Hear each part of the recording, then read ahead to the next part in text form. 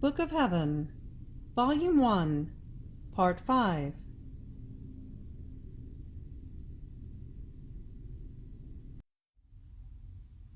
He continued telling me, "From you, I want perfect conformity to my will, in such a way that your will may be undone within mine, and absolute detachment from everything, so much so that I want all that is earth to be considered by you as dung and rot, which one is horrified by just looking at.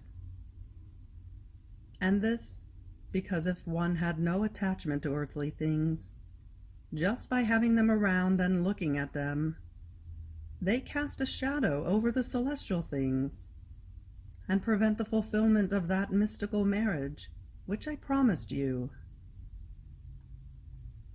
Even more, I want that, just as I was poor, you also imitate me in poverty. You must consider yourself in this bed as a little poor one. The poor are content with whatever they have, and they first thank me, and then their benefactors. The same for you. Go along with whatever is given to you without asking for this or that, which might be a hindrance in your mind, but with holy indifference. Without thinking of whether it might do good or bad, comply with the will of others. This cost me very much at the beginning, especially because of the obediences that the confessor would give me. I don't know why. He wanted me to take quinine, and I was given the obedience that as many times as I would throw up, so many times was I to take food again. Now quinine would whet my appetite, and sometimes I would feel quite a bit of hunger. I would take food, and immediately after taking it, and at times in the very act of taking it, I would be forced to bring it up because of the continuous retching, and so I would remain with the same hunger as before.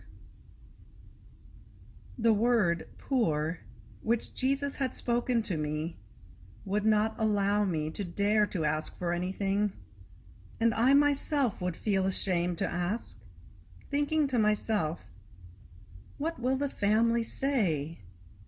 She has just vomited and now she wants to eat? So I would remain content with being able to offer something to my dear Jesus. However, this did not last for a long time, but about 4 months. One day the Lord told me, "Repeat to him the request for the obedience not to take quinine and not to take food so many times, for I will give him light." So the confessor came and I told him, and he said to me, "So as not to show uniqueness, from now on I want you to take food only once a day." And he also suspended the quinine. So I remained more quiet, and the hunger went away, but the vomiting did not cease. That one time in which I would take food, I was forced to bring it up. Sometimes the Lord told me to ask for the obedience not to eat, but the confessor never gave me this obedience. He would say to me, "It doesn't matter if you throw up. It is another mortification." But I would tell this to Jesus, and he would say to me, "I want you to ask the question, but with holy indifference I want you to go along with whatever the obedience tells you." And so I continued to do. When about 40 days had passed, which I had taken as such from those words that the Lord had spoken for a certain given time, and which I had related to the confessor in this way, the sufferings continued to surprise me every day, and he was forced to come every day. The confessor began to give me the obedience no longer to be in that state, and he added that if I fell into sufferings, he would not come any more. On my part, I felt most ready to do the obedience. My nature especially wanted to be freed of being in bed continuously, which, as beautiful as it was always bed. Having to subject myself to everyone, even in the most repugnant and necessary things of nature, and being forced to tell them to others, is a true sacrifice. So my nature did its office, and felt all consoled in receiving this obedience, while my soul was ready to do the obedience, and ready to remain in bed if the Lord wanted it so, because I had begun to experience how good He had been with me, and that true resignation can change the nature of things, turning bitter into sweet. When He gave me the obedience no longer to stay in bed, I began to resist, and I said to the Lord, "What can I do? I can no longer stay, for obedience does not want it. If you want, give light to the confessor, and then I will be ready to do what you want." And I spent one entire night clashing with the Lord. When He would come, I would say to Him, "My dear Jesus, have patience. Do not come, for obedience does not permit that you make me share in the sufferings." Up until the morning, I won. I felt I was inside myself and free of sufferings, when in one instant the Lord came and drew me so much to Himself that I could not resist Him. I lost consciousness, and I found myself together with Him, but so clasped to Him that as much opposition as I made, I could not detach myself from Jesus. Being with Jesus, I felt all annihilated, and I felt a certain blushing for the many reproaches I had given Him during the night. I said to Him, "Holy Spouse, forgive me. It is the confessor that wants it so." And He told me, "Do not fear. When it is because of obedience, I do not get offended." He continued, "Come, come to me. Today is the new year.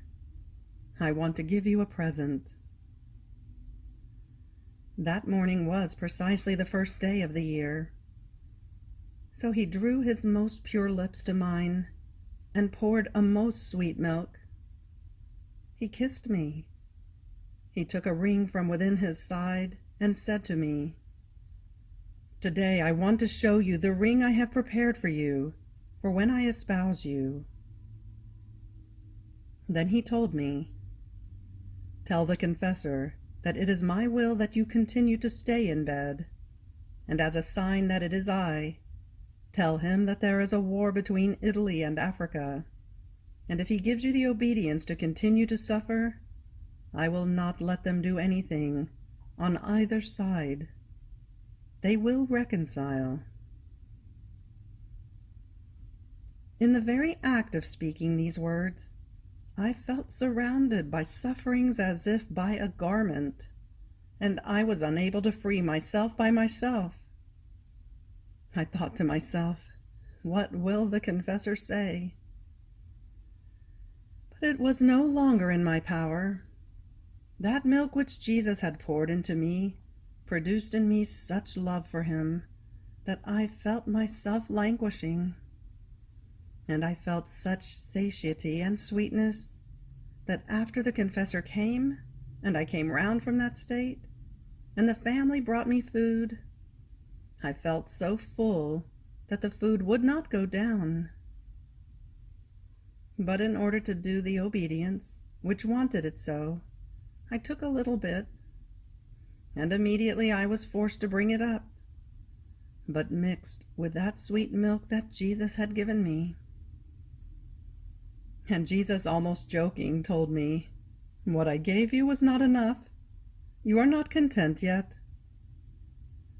I blushed all over, but immediately I said to Him, What can I do? It's the obedience.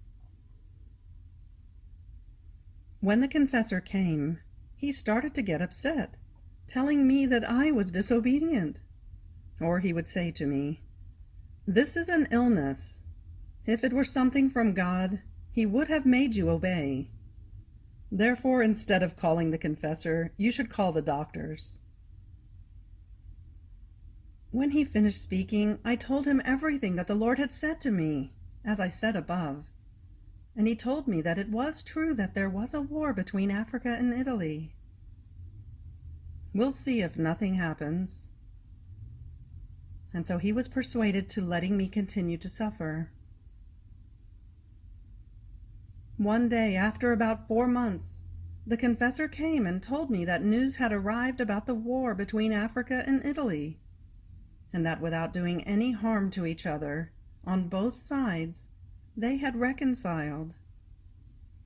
So the confessor remained more persuaded, and he let me stay there in peace. Then my sweet Jesus would do nothing but dispose me to that mystical marriage which he had promised me. When I was in that state, he would make himself seen sometimes 3 times a day, sometimes 4, as he pleased. And sometimes it was a continuous coming and going. He seemed to be a sweetheart who cannot be without his spouse.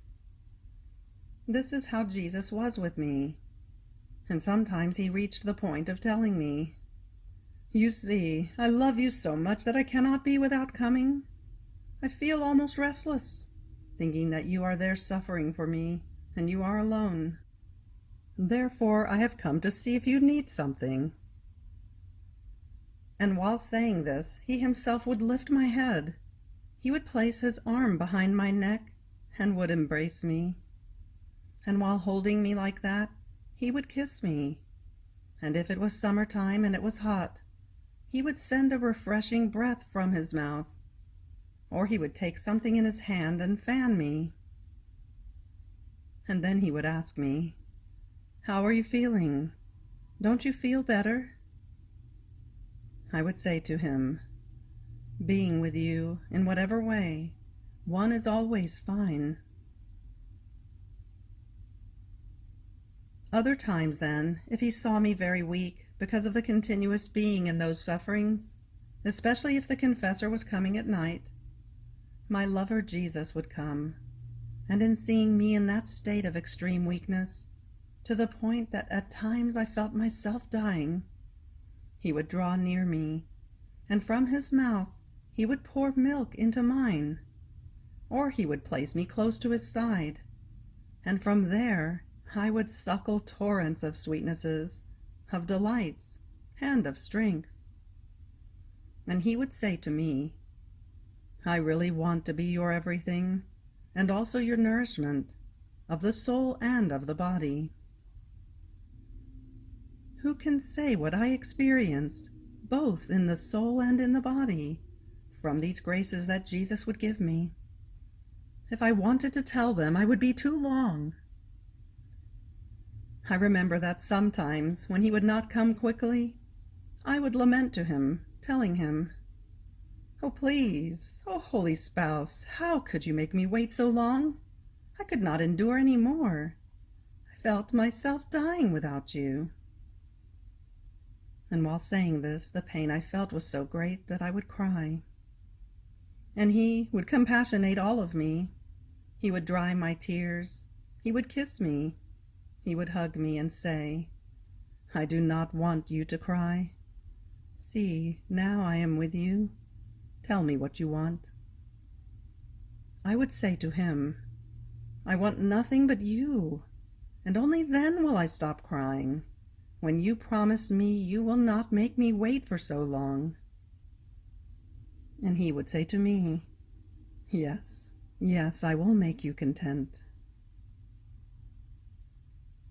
One day, while we were in this contrast, and the pain was so great that I could not stop crying, my good Jesus told me, "I want to content you in everything. I feel so drawn toward you that I cannot do without doing what you want. If up until now I have removed from you the external life, and I have manifested myself to you, now I want to draw your soul to me, so that wherever I go, you may come as well. In this way, you will be able to enjoy me more and bind yourself to me more intimately than you have done in the past. One morning, I don't remember too well, but I think that about 3 months had passed of my continuously staying in bed. While I was in my usual state, my sweet Jesus came, with a look all lovable, as a young man of the age of about 18. Oh, how beautiful he was! With his golden hair all curly, he seemed to enchain my thoughts, my affections, my heart. From his forehead, serene and spacious, one could admire the interior of his mind as from within a crystal, and one could discover his infinite wisdom, his imperturbable peace. Oh, how I felt my mind, my heart, becoming serene. Even more, before Jesus, my very passions are knocked down and do not dare to give me the slightest bother. I believe, I don't know if I'm wrong, that one cannot see this Jesus, so beautiful, if one is not in the most profound calm, so much so that the slightest breath of disturbance prevents one from receiving a sight so beautiful. Ah, yes, at just seeing the serenity of his adorable forehead, the infusion of peace that one receives in the interior is so great that I believe that there is no disaster or war most fierce which does not appease itself before Jesus. Oh, my all and beautiful Jesus, if for the few moments you manifest yourself in this life, you communicate so much peace, in such a way that one can suffer the most painful martyrdoms, the most humiliating pains, with the most perfect tranquility, it seems to me a mixture of peace and of sorrow. What will it be like in paradise? Oh, how beautiful are his most pure eyes, sparkling with light. It is not like the light of the sun, that if one wants to look at it, it hurts our sight. No, in Jesus, while it is light, one can very well fix one's gaze on it, and by just looking at the interior of his pupil, of a dark sky blue, oh, how many things they would tell me! The beauty of his eyes is such that one alone of his gazes is enough to make me go outside of myself, and make me run after him, by ways and by mountains, through the earth and through the heavens. One single glance is enough to transform me into himself, and make me feel a certain something divine descend into me.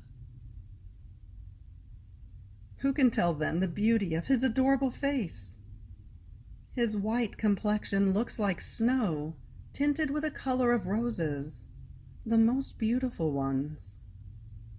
In his rosy cheeks, one discovers the greatness of his person, with a most majestic look, fully divine, which strikes fear and reverence. And at the same time it communicates such intimacy that, as for myself, I have never found anyone who would give me the least shadow of intimacy that my dear Jesus gives.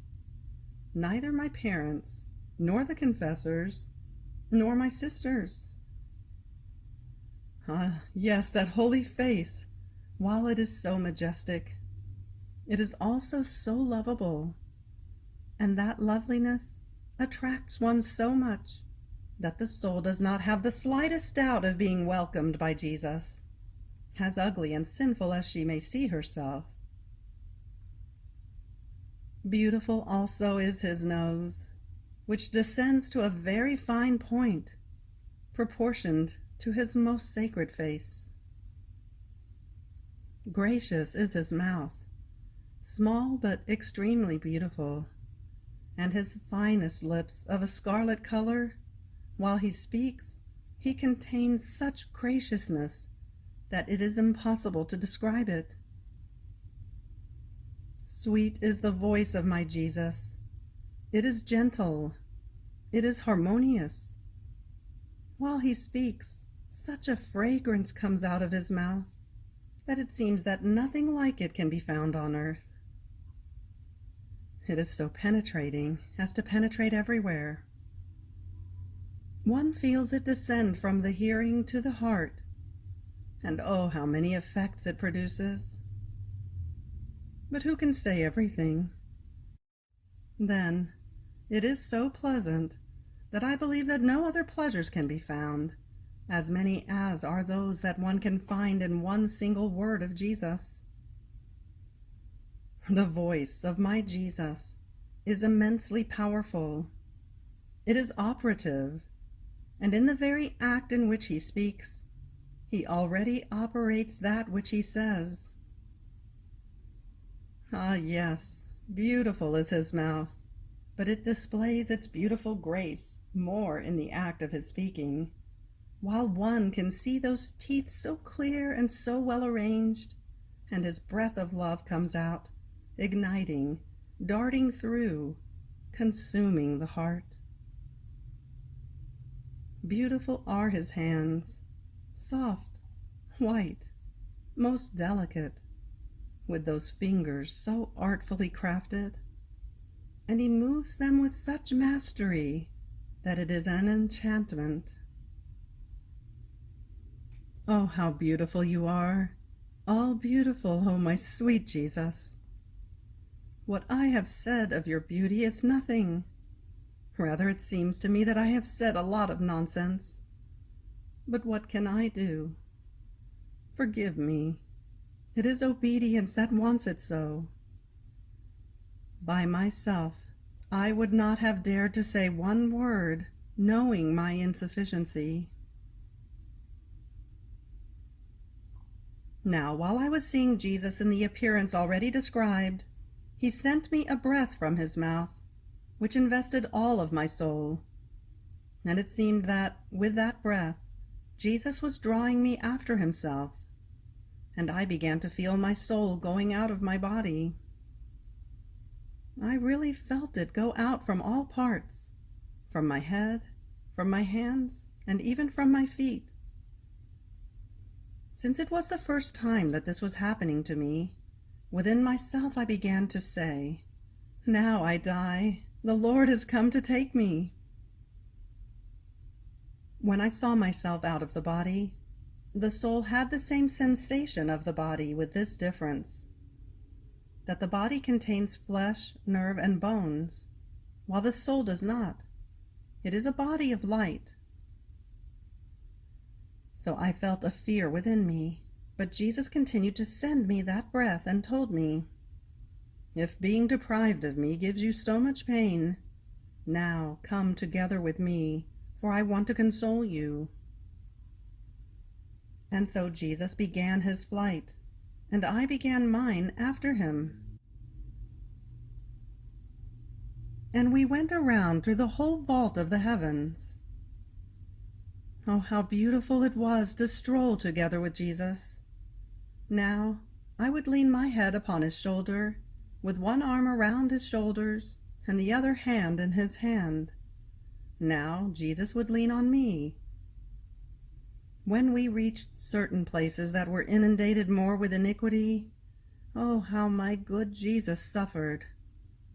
I could see with more clarity the sufferings of his adorable heart.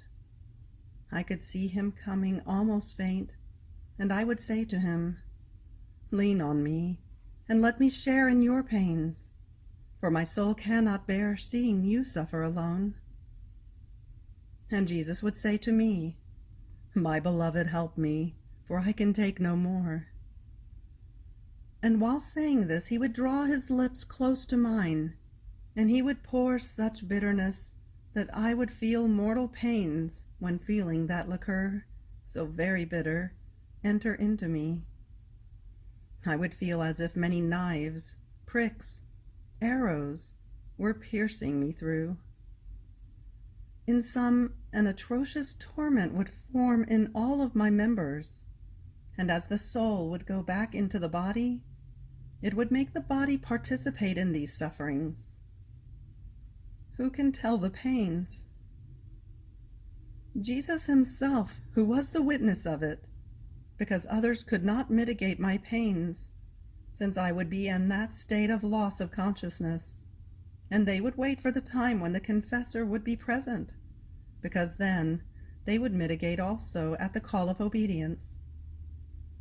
So Jesus alone could help me when he would see that my nature could not take any more and reach truly the extremes, such that there was nothing left for me but to breathe my last.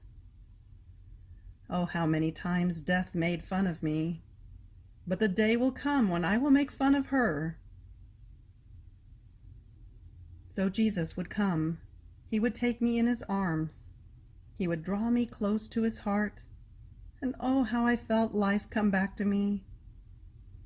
Then he would pour a most sweet liqueur from his lips, and in this way the pains would mitigate. Other times, while he would take me around together with him, if there were sins of blasphemy against charity and others, he would pour those poisonous bitters. If then there were sins of dishonesty, he would pour something of a stinking rottenness. And when I would return into myself, I could feel that stink so well, and the stench was such that it would revolt my stomach and I would feel faint. And sometimes when taking food, and afterwards when I would bring it up, I could feel that rot come out of my mouth, mixed with the food. Sometimes then he would bring me into churches, and even there my good Jesus was offended. Oh, how awfully those works reached his heart. Holy works, yes, but done roughly. Those prayers empty of interior spirit, that piety, false, apparent. It only seemed to give more insult than honor to Jesus. Ah, yes, that holy, pure, upright heart could not receive those works done so badly. Oh, how many times he lamented, saying, "Daughter, even from those people who are said to be devout, see how many offenses they give me, even in the holiest places. In receiving the very sacraments, instead of coming out purified, they come out dirtier." Ah, yes, how much pain it was for Jesus to see people receiving communion sacrilegiously, priests celebrating the holy sacrifice of the Mass in mortal sin, out of habit, and some, a horror to say it, even out of interest. Oh, how many times my Jesus made me see these scenes so painful. How many times, while the priest was celebrating the sacrosanct mystery, Jesus is forced to go into his hands, because he is called by the priestly authority. One could see those hands dripping with rot, blood, or smeared with mud. Oh, how pitiful then was the state of Jesus, so holy, so pure, in those hands which struck horror at the mere sight. It seemed he wanted to escape from between those hands, but he was forced to stay until the species of bread and wine would be consumed. Sometimes, while remaining there with the priest, he would come hurriedly toward me, all lamenting, and before I could say it, he himself would say to me, "Daughter, let me pour it into you, for I can take no more. Have pity on my state, which is too painful. Have patience. Let us suffer together." And while saying this, he would pour from his mouth into mine. But who can say what he poured? It seemed to be a bitter poison, a fetid rot, mixed with a food so hard, disgusting, and nauseating, that sometimes it would not go down. Who can tell then the sufferings that this pouring of Jesus produced? If he himself had not sustained me, I certainly would have died. Yet he would pour in me but the least part. What must it be for Jesus, who contained tons upon tons of it? Oh, how awful sin is! Lord, let everyone know it, so that all may flee from this monster so horrible. But while I would see these scenes so sorrowful, other times he would also make me see scenes so consoling and beautiful as to be enrapturing. And this was to see good and holy priests celebrating the sacrosanct mysteries. O God, how high, great, sublime is their ministry! How beautiful it was to see the priests celebrating Mass, and Jesus transformed into him. It seemed that it was not the priest, but Jesus himself that celebrated the divine sacrifice. And sometimes he would make the priest disappear completely, and Jesus alone would celebrate the Mass, and I would listen to him. Oh, how touching it was to see Jesus recite those prayers, do all those ceremonies and movements that the priest does. Who can say how consoling it was for me to see these Masses together with Jesus? How many graces I received, how much light, how many things I comprehended! But since these are past things, I don't remember them too clearly, so I keep silent. But as I am saying this, Jesus has moved in my interior and has called me. He doesn't want me to do so. Oh, Lord, how much patience it takes with you. Well, then I will content you. Oh, sweet love, I will say a few little things, but give me your grace to be able to manifest them, because by myself I would not dare to utter one word about mysteries so profound and sublime. Now, while seeing Jesus or the priest celebrating the divine sacrifice, Jesus would make me understand that in the Mass there is the whole depth of our sacrosanct religion. Ah, yes, the Mass tells us everything and speaks to us about everything. The Mass reminds us of our redemption. It speaks to us, step by step, of the pains that Jesus suffered for us. It also manifests to us his immense love, for he was not content with dying on the cross, but he wanted to continue his state of victim in the most holy Eucharist. The Mass also tells us that our bodies, decayed, reduced to ashes by death, will rise again on the day of the judgment, together with Christ, to immortal and glorious life. Jesus made me comprehend that the most consoling thing for a Christian, and the highest and most sublime mysteries of our holy religion are Jesus in the sacrament, and the resurrection of our bodies to glory. These are profound mysteries, which we will comprehend only beyond the stars. But Jesus in the sacrament makes us almost touch them with our own hands in different ways. First, his resurrection. Second, his state of annihilation under those species, though it is certain that Jesus is there present, alive and real. Then, once those species are consumed, his real presence no longer exists. And as the species are consecrated again, he comes again to assume his sacramental state. So Jesus in the sacrament reminds us of the resurrection of our bodies to glory, just as Jesus, when his sacramental state ceases, resides in the womb of God his Father, the same for us. When our lives cease, our souls go to make their dwelling in heaven, in the womb of God, while our bodies are consumed. So it can be said that they will no longer exist, But then, with a prodigy of the omnipotence of God, our bodies will acquire new life, and uniting with the soul will go together to enjoy the eternal beatitude. Can there be anything more consoling for a human heart than the fact that not only the soul, but also the body will delight in the eternal contentments? It seems to me that on that day, it will happen as when the sky is starry and the sun comes out. What happens? The sun, with its immense light, absorbs the stars and makes them disappear, yet the stars exist. The sun is God, and all the blessed souls are stars. God, with his immense light, will absorb us all into himself in such a way that we will exist in God, and we will swim in the immense sea of God. Oh, how many things Jesus in the sacrament tells us! But who can say them all?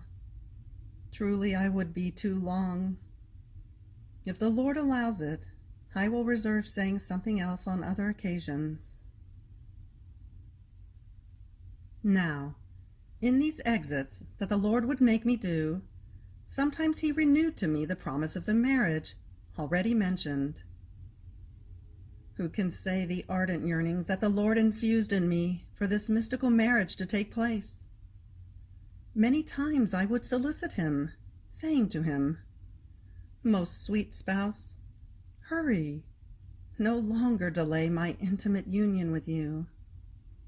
Oh, please let us bind each other with stronger bonds of love, in such a way that no one may ever again be able to separate us, even for simple instants."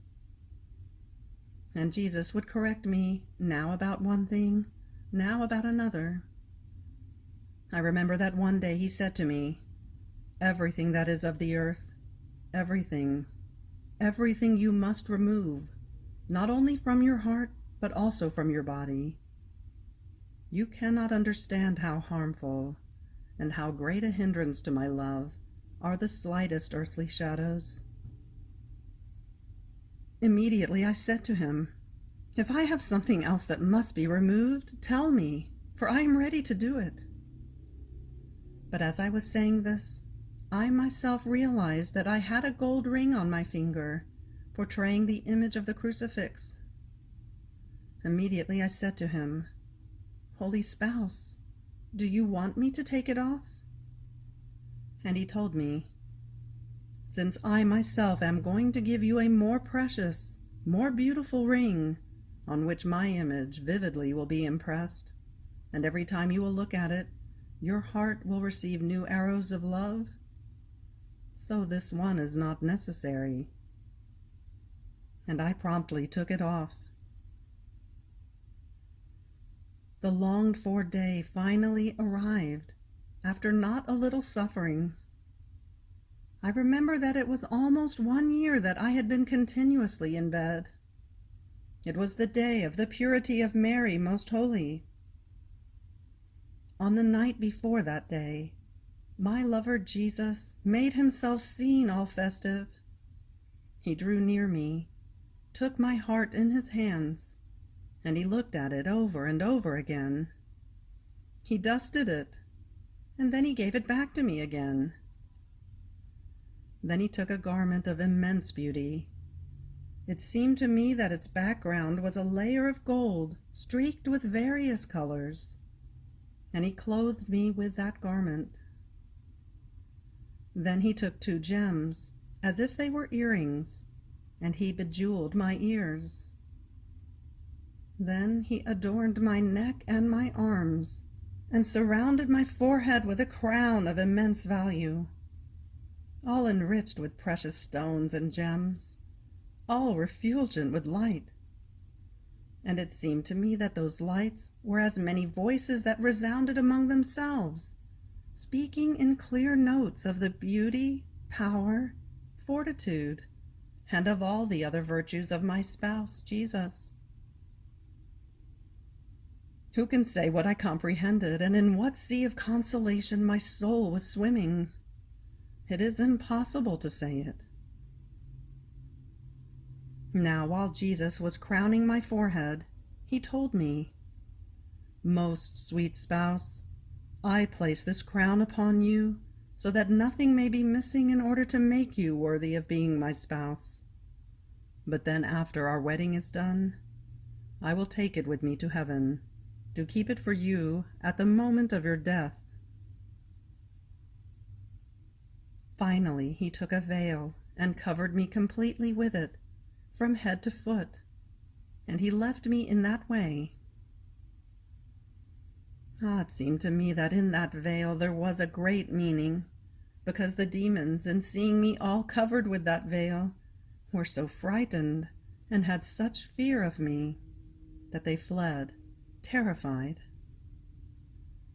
The very angels were around me with such veneration that I myself was confounded and all full of blushing.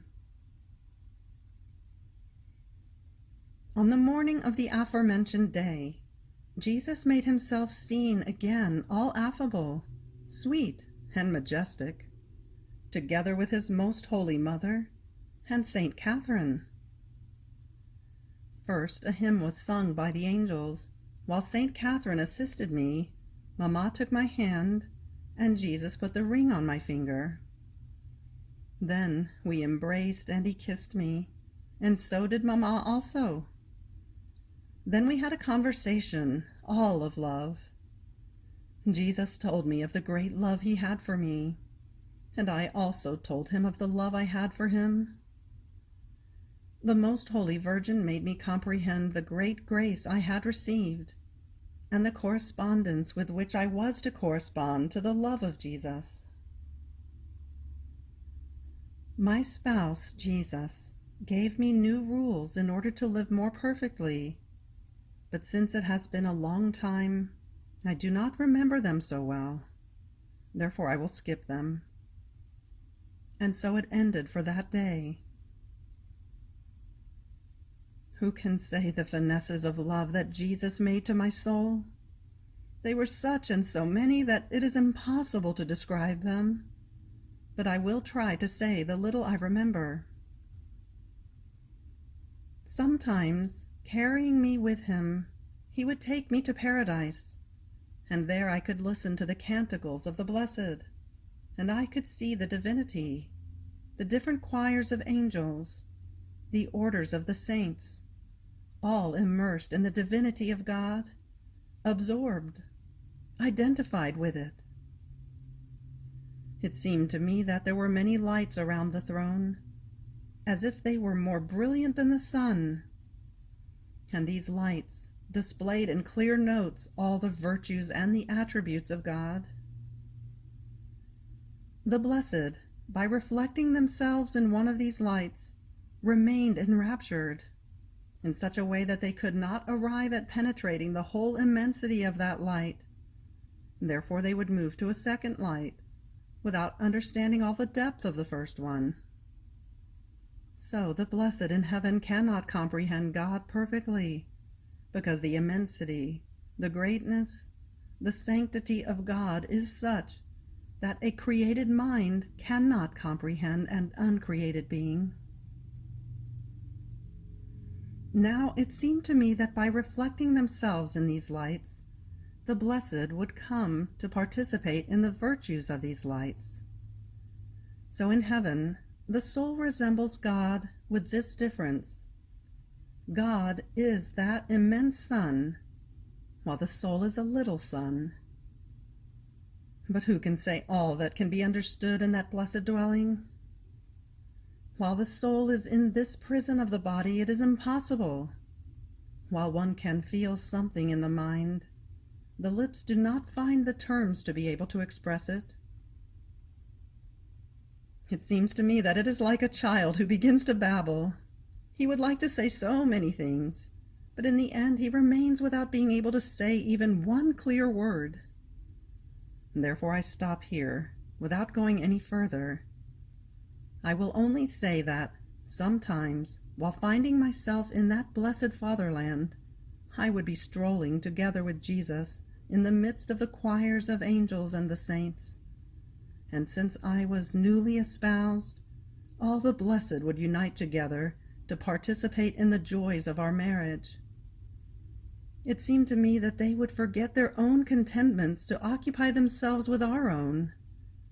And sometimes Jesus would show me to the saints, saying to them, "See this soul?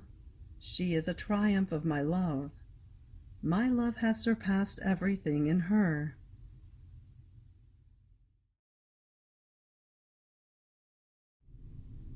You have reached the end of the Book of Heaven, Volume 1, Part 5. Fiat.